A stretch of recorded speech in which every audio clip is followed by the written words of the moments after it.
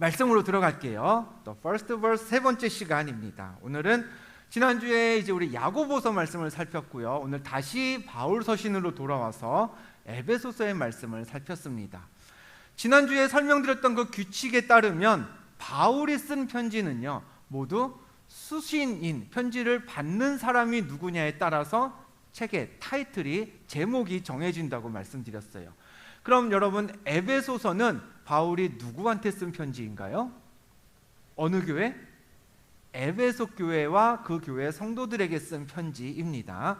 그 시작이 되는 첫 구절, 오늘 본문 말씀인데요. 두 절 말씀 조금 전에 읽었습니다만 우리 다시 한번 같이 읽어보겠습니다. 읽어봅니다. 시작. 하나님의 뜻으로 말미암아 그리스도 예수의 사도된 바울은 에베소에 있는 성도들과 그리스도 예수 안에 있는 신실한 자들에게 편지하노니 하나님 우리 아버지와 주 예수 그리스도로부터 은혜와 평강이 너희에게 있을지어다. 아멘. 에베소 교회와 성도들에게 바울이 전했던 첫 인사말은 이거였습니다. 주 예수 그리스도로부터 은혜와 평강이 너희에게 있을지어다. 두 가지를 바울이 바라고 있었어요. 첫 번째는 은혜, 그리고 평강. 근데 여러분, 은혜와 평강이 있기를 바란다라고 하는 바울의 인사는 사실 오늘 우리가 읽은 에베소서 말씀에만 등장하는 건 아닙니다. 고린도전서의 첫 부분 볼까요? 이렇게 되어 있어요. 이미지를 넘겨주시면 하나님 우리 아버지와 주 예수 그리스도로부터 뭐가 있기를? 은혜와 평강이 있기를 원하노라 했죠. 갈라디아서도 한번 보겠습니다. 갈라디아서 1장 3절, 우리 하나님 아버지와 주 예수 그리스도로부터 은혜와 평강이 있기를 원한다. 비슷한 말이에요. 빌립보서도 한번 볼까요? 하나님 우리 아버지와 주 예수 그리스도로부터 은혜와 평강이 너희에게 있을지어다 했습니다. 뭐 이 문장이, 센텐스가 완전히 똑같은 건 아니지만 비슷한 뉘앙스예요. 바울은 교회와 성도들에게 편지를 보내고 인사를 전할 때마다 은혜와 평강이 있기를 바란다는 멘트를 빠뜨리지 않았습니다. 근데 여러분, 아까 보았듯이 인사를 전하는 단어가 완전히 똑같진 않았어요.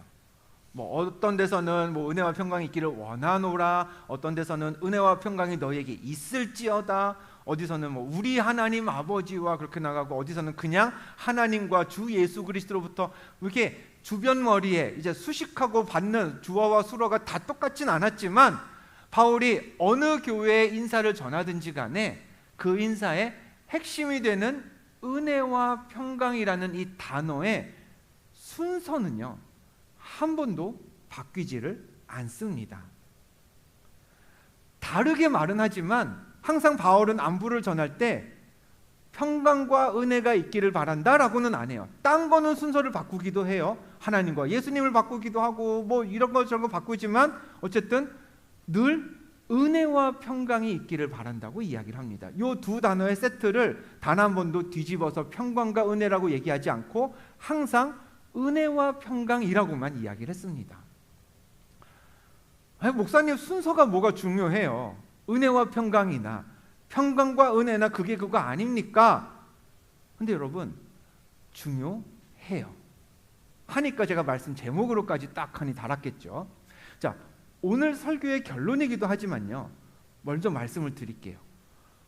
은혜와 평강은요, 은혜 그리고 평강이라고만 기록이 되어야 합니다. 항상 이 순서가 지켜져야만 해요. 왜냐? 우리가 기도할 때마다 구하는 평강이라는 건 은혜가 먼저 있어야만 주어지는 것이기 때문에 그렇습니다. 그래서 은혜와 평강, 이 순서가 되어야지 평강과 은혜가 될 수는 없어요. 은혜가 먼저 와야 그 은혜를 누리고 맛본 결과가 평강이 존재할 수 있습니다. 자, 이 원리를 오늘 저와 함께 살펴보려고 합니다. 그래서 그 원리를 알기 위해 제가 여러분에게 소개할 인물이 있는데요. 그 사람은 야곱이라는 사람입니다. 야곱을 주목해 보려는 이유는요, 야곱이 성경의 그 어떤 사람보다 평강이라는 것을 집요하게 추구했던 인물이기 때문에 그렇습니다. 자, 야곱은요 쌍둥이입니다. 쌍둥이였어요. 쌍둥이 동생이었습니다. 그에게는 쌍둥이 형 누가 있었죠? 이름이 에서가 있었어요. 고대에는요 아들들이 여럿이 있어도 장남, 첫째 아들이 갖는 권위가 다른 여타 형제들보다 월등했습니다. 장남이 아니었던 야곱은, 쌍둥이 중에 둘째라고 했죠. 둘째 아들이었던 야곱은 자기가 장남의 권리만 갖게 되면 그러면 평강도 내 것이 될 거라고 생각을 했어요. 그래서 야곱이 한 일이 뭔가요? 형이 잔뜩 배가 고플 때를 기다렸다가 형한테 밥 한 끼를 주면서 장자의 권리를 샀습니다. 밥 한 번 대접하는 대가로 내가 형 할게, 이게 된 거예요. 그런 딜을 야곱이 했습니다. 이어서 형이 없을 때, 형이 부재 중일 때 자신이 형인 듯 가장하고 아버지에게 가죠. 그래서 저 큰아들 에서입니다 하면서 장자가, 큰아들이 받아야 할 아버지의 축복 기도를 자기가 대신 받습니다. 그렇게까지 했으니, 자기가 장자의 권리를 샀고 아버지에게 장자의 축복을 받았으니, 그럼 야곱이 그때부터 이제 평강의 삶을 살았을까요? 아니에요. 내 동생 에서에게 내 동생 야곱이 아버지를 속이고 나도 속였다라는 사실을 알고서요, 형 에서가 그때부터 야곱을 죽이려고 듭니다. 그런 형을 피해서 야곱은 집을 떠나야 했고요, 멀리 도망을 가야 했습니다. 그때 도망가던 야곱이 하나님께 이렇게 기도해요. 창세기의 말씀 같이 읽어볼까요? 시작. 내가 평안히 아버지 집으로 돌아가게 하시오면 여호와께서 나의 하나님이 되실 겁니다 라고 구합니다.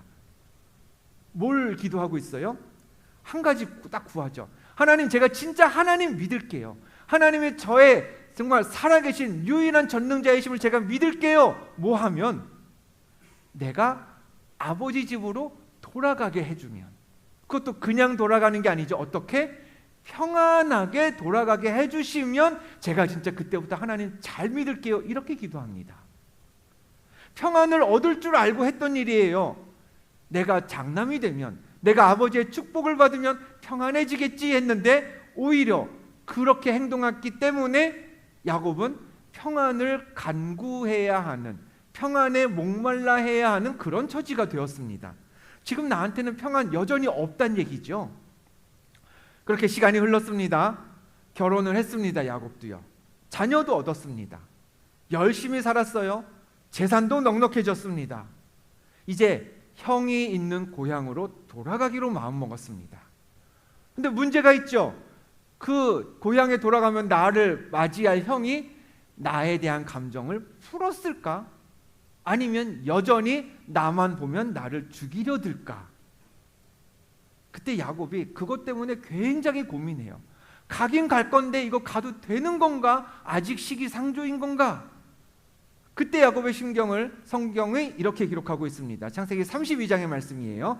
야곱이 심히 두렵고 답답했다 그랬습니다.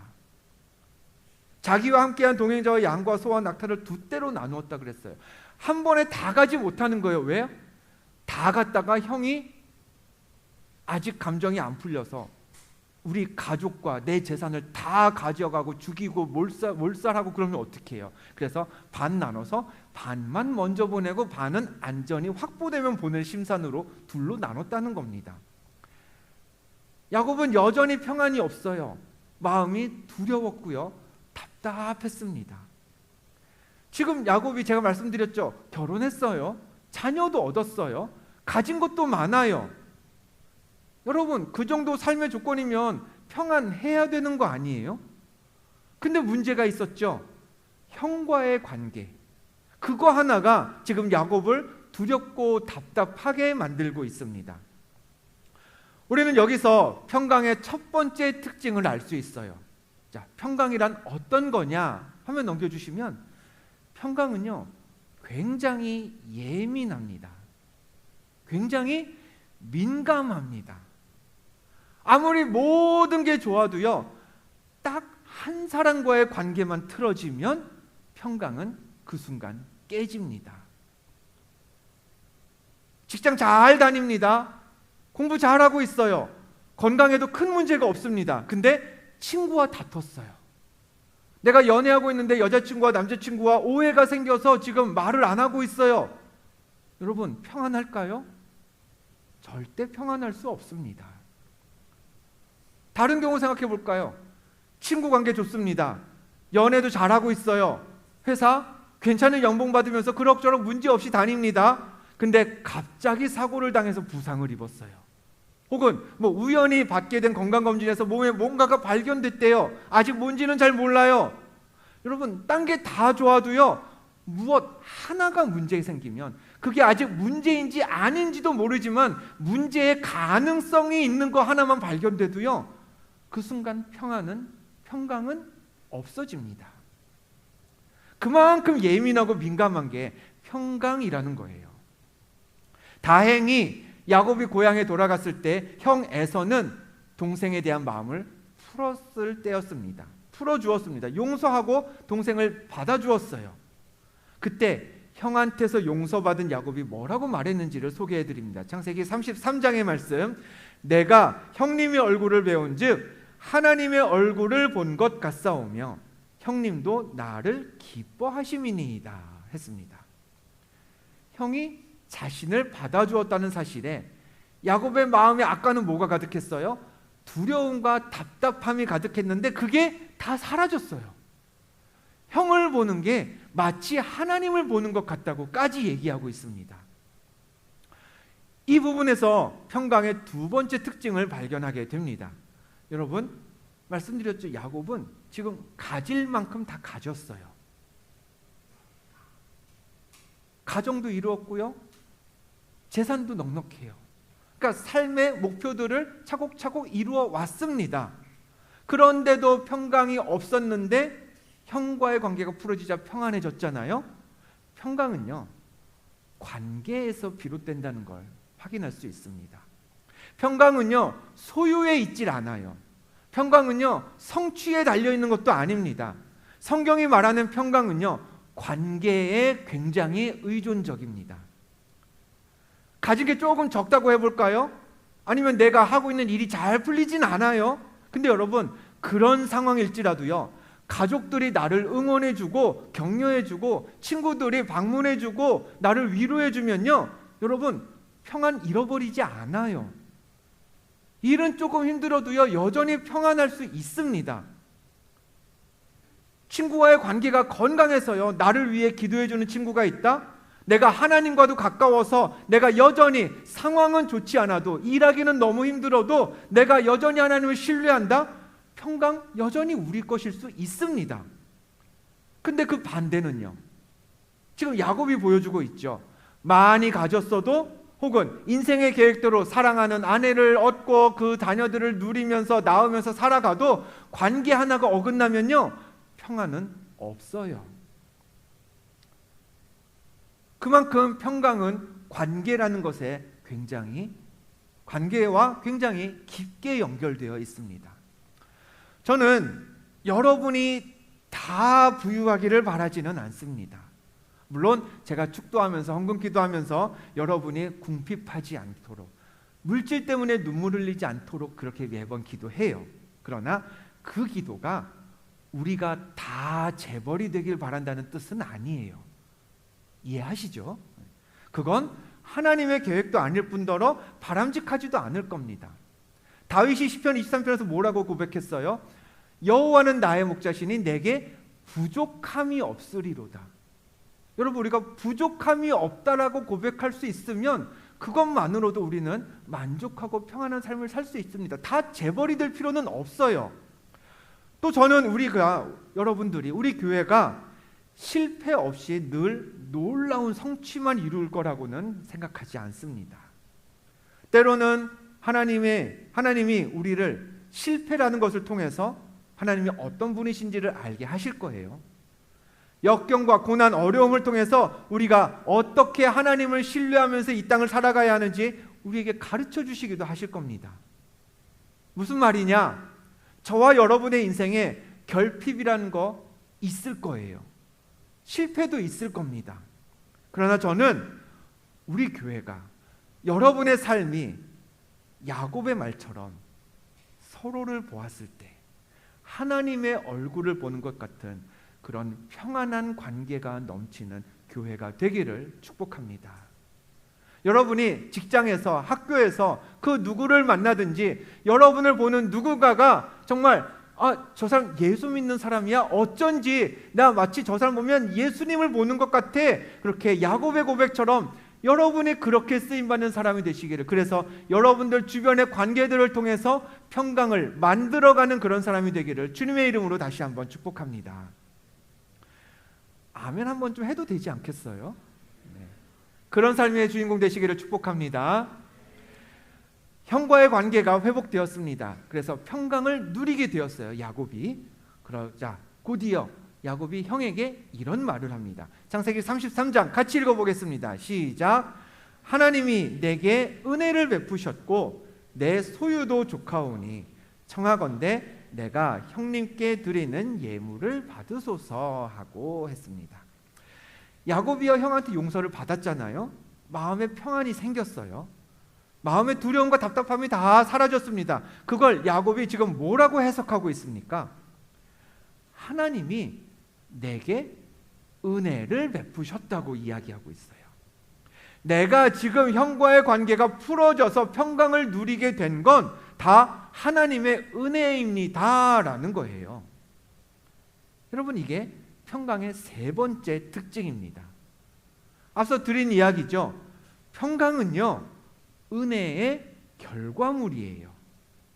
은혜 받아야 평강을 누릴 수 있습니다. 그래서 바울이 늘 은혜를 먼저 말하고 그 다음에 평강을 언급하고 있는 거예요. 예수님이 이렇게 가르치셨어요. 마태복음 5장 23절에 24절까지 이르는 말씀인데요, 제가 읽어드릴게요.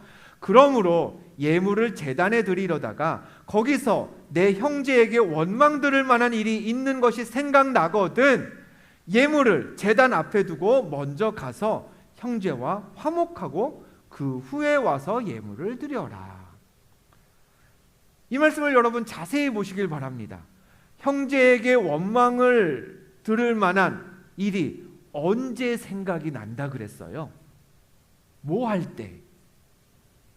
예물을 제단에 드리려다가 거기서 그런 일이 생각나거든 이라고 예수님이 조건을 다셨어요. 즉 예배하다가, 하나님께 예배하다가 형제하고 다툰 게 생각이 날 수 있다는 겁니다.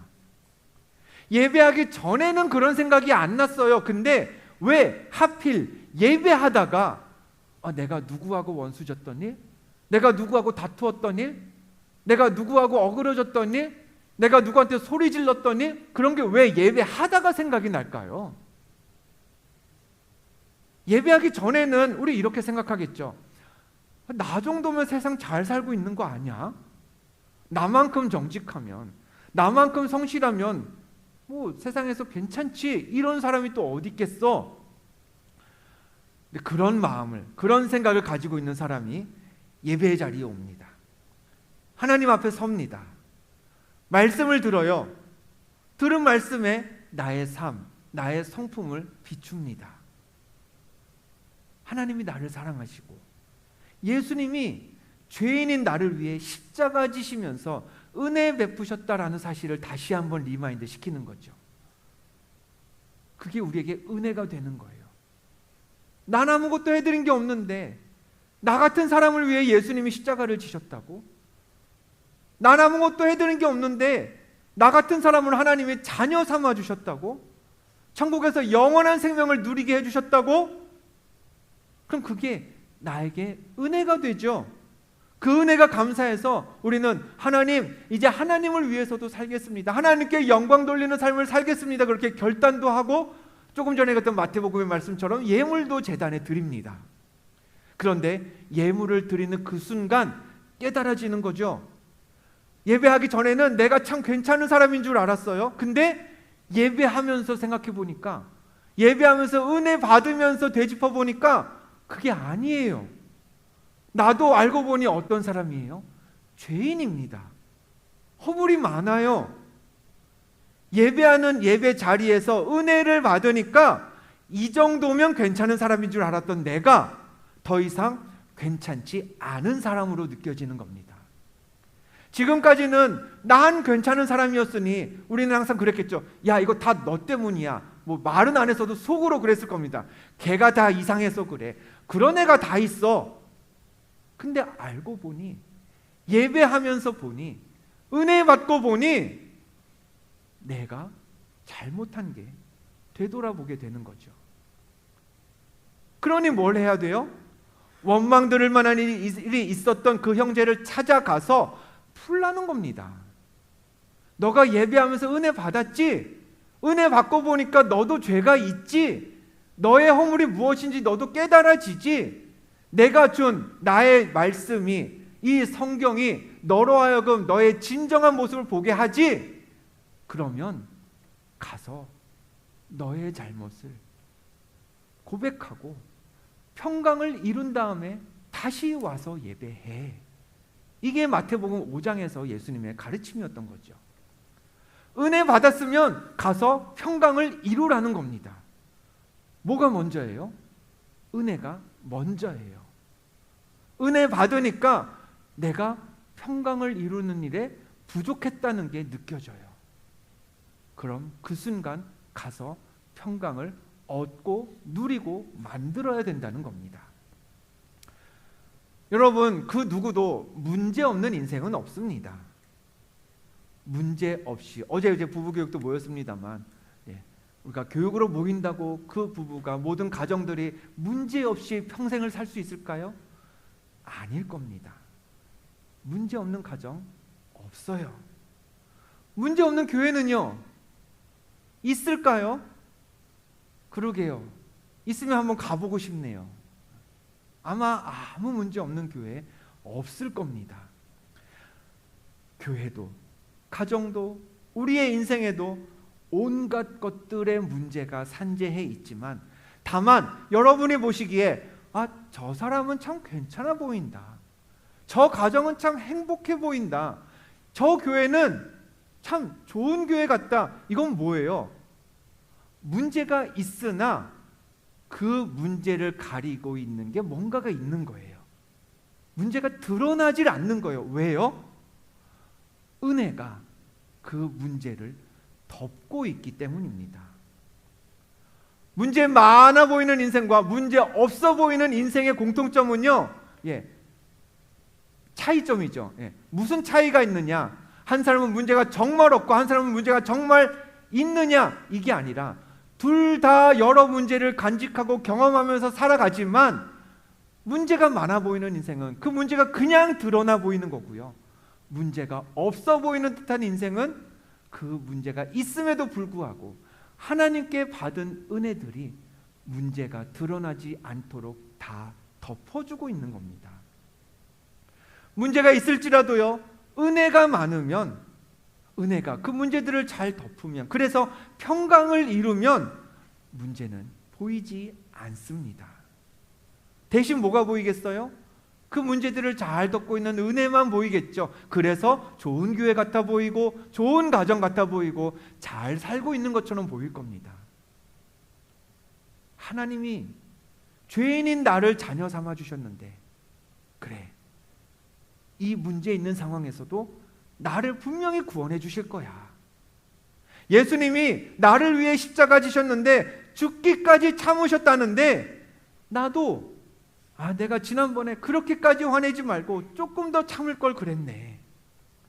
이렇게 여러분이 은혜 받잖아요. 여러분 안에 은혜가 넘치잖아요. 그러면 그 순간 문제가 아닌 평강이 여러분의 삶을 덮기 시작할 것입니다. 그런 은혜가 없이 살아간다면 우리가 겪고 있는, 가지고 있는 문제들이 그냥 고스란히 다 드러나겠죠. 어떻게 걔가 그럴 수 있어? 난 이렇게 잘하고 있는데 왜 걔는 꼭 나한테 그러는 거야? 이런 얘기밖에 안 나올 겁니다. 우리가 자주 부르는 찬송이 있습니다. 370장이죠. 주 안에 있는 나에게라는 찬송이에요. 주 안에 있는 나에게 딴 근심이 있으랴. 딴 근심이 없는 걸 뭐라 그래요? 그걸 우리는 평강이라고 부릅니다. 여러분, 누구 안에 있으면, 주 안에 있으면 딴 근심이 없대요. 평강을 누리게 된대요. 근심 없이 살아야지. 나는 근심하지 않는 사람이야. 나는 평강을 추구하는 사람이야. 평강해야지, 평강해야지. 이렇게 생각하면서 자기 최면을 걸면 근심이 다 사라질까요? 왜 그러죠? 사람은 뭘 할 수 없다 그래요? 부정을 생각할 수 없다 그래요. 오늘 목사님의 목소리가 유난히 비음이 심하네. 나는 은혜 받기 위해서 왔으니 저 목사님의 목소리 신경 쓰지 말아야지 하면 그 순간 망하는 거예요. 그것만 들리는 겁니다. 그렇죠? 평강을 찾는 것도요. 내가 평강을 찾아야지, 평강을 누려야지 하면 평강 얻기 힘들어요. 오히려 그 순간 나의 평강을 방해하는 온갖 것들이 눈에 보일 겁니다. 평강은요, 여러분, 그렇게 누리는 게 아니에요. 근심 없이 살아야 돼, 이런 생각 가지고 살는다고 평강이 찾아지는 게 아니라 어떻게 누리는 게 평강이냐? 찬송가 그 다음 가사가 우리한테 알려줍니다. 뭐라고 되어 있어요? 십자가 밑에 나아가 내 짐을 풀었네. 딴 근심 없으려면 어디로 가야 해요? 십자가 밑으로 가라고 찬송의 가사가 우리에게 알려주고 있습니다. 거기 가서 십자가 밑에서 여러분의 근심, 여러분의 죄짐, 허물 다 내려놓아야 합니다. 예수님이 그 모든 근심과 짐을 다 대신 져주시겠다고 하셨으니 그런 예수님의 약속을 믿고 누려야 하는 거예요. 그 약속이 뭔데요? 내 짐 예수님이 져주신대. 네가 가진 허물 예수님이 다 용서해 주신대. 너가 가진 죄로 인한 사망이라는 결과, 죽음이라는 결과 예수님이 다 허물어 주신대. 이걸 뭐라 그래요? 우린 두 글자로 은혜라고 이야기합니다. 은혜가 있어야 근심이 없어지는 거예요. 은혜를 맛보아야 평강을 이룰 수 있는 겁니다. 은혜가 평강을 만들어가는 거예요. 여러분, 삶을 살다 보면 분명히 누구도 만나기 싫을 만큼 내 마음이 강팍해질 때가 있습니다. 인생을 살다 보면 정말 사람이라는 존재한테 진저리가 나서 교회조차도 발걸음 옮기기 싫을 때가 있습니다. 그런데 여러분, 오늘 말씀에 근거해서 저는 여러분에게 간절히 부탁드립니다. 어떤 힘든 상황이 여러분을 둘러쌀지라도 이 예배의 자리만큼은 포기하지 마시길 바랍니다. 와서 서로 교제하라는 거 아니에요. 그냥 예배하면서 하나님과만 만나세요. 평강을 잃어버렸을 때 나한테 평강이 있어야 되잖아요. 필요하잖아요. 그럼 그 선행돼야 되는 게 뭐예요? 은혜예요. 그 은혜는 우리가 하나님의 성전으로 하나님을 찾아와서 아버지 하나님의 말씀을 펴서 하나님이 내게 베푸신, 나에게 선물로 주신 복음을 받아들여야 우리가 은혜를 누릴 수 있고요. 그 은혜가 우리 안에 있어야 여러분의 삶이 평강으로 회복될 수 있습니다. 바울은요, 편지를 써서 보낸 교회들, 이 교회에도 은혜와 평강을 빌었고요, 저 교회에도 은혜와 평강을 선물로 주었습니다. 그 교회들마다 평강을 막 억지로 만들어 가라, 너네 문제 있지, 다 쉬쉬하고 그냥 평안한 척해, 이걸 바라는 게 아니었습니다. 평강은 은혜가 있을 때 자연스럽게 누려지는 것임을 그 자신이 먼저 깨닫고 그 순서에 입각해서 너희에게 은혜와 평강이 있기를 원해. 평강이 부족해? 그러면 더 많은 은혜를 사모해. 그럼 너희에게 평강이 생길 거야. 너희가 다 우리 구주 예수님으로부터 큰 은혜를 받아서 그 은혜로 너희의 깨진 관계, 마음의 상처, 인생의 어려움, 그걸 은혜로 다 덮어주어서 결국에는 평강을 누리는 그런 주의 백성들이 원한다 라는 인사말이 오늘 우리가 읽은 에베소서의 첫 구절, 너희에게 은혜와 평강이 있기를 원하노라, 그 말씀이었습니다. 여러분의 삶에도 은혜와 평강이 가득하기를 주님의 이름으로 축복합니다. 하나님, 내 삶이 평안케 하옵소서. 하나님, 우리 가정, 나의 일터 평강을 누리는 것 되게 하여 주옵소서. 여러분, 그 기도하시기 전에 순서를 알려드렸죠. 먼저 뭘 구해야 한다고요? 은혜를 구하세요. 은혜 받았으면요, 여러분이 만들어갈 평강을 위해서 행동하세요. 하나님, 오늘도 나한테 속 끓는 일이 있었습니다. 오늘도 동료와 친구와 가족과 다툼이 있었습니다. 언쟁이 있었습니다. 그러나 나를 구원하신 예수 그리스도를 생각하면서 내가 은혜 받고 보니 내 안에 있는 내 죄를 보게 되네요. 하나님, 나도 잘나고 잘한 게 없음을 알게 됩니다. 하나님, 내가 먼저 가서 손 내밀 수 있도록, 내가 먼저 다가갈 수 있도록, 그래서 평강을 회복할 수 있도록 먼저 나의 마음 가운데 역사해 주세요. 그렇게 받은 은혜로 평강을 이루며 사시기를 축복합니다. 하나님 우리 아버지와 주 예수 그리스도로부터 은혜와 평강이 여러분 모두에게 풍성하여서 주님을 찬송하며 할렐루야 외치는 진짜 평강의 주인공이 되시기를 다시 한번 구주 예수의 이름으로 축복합니다.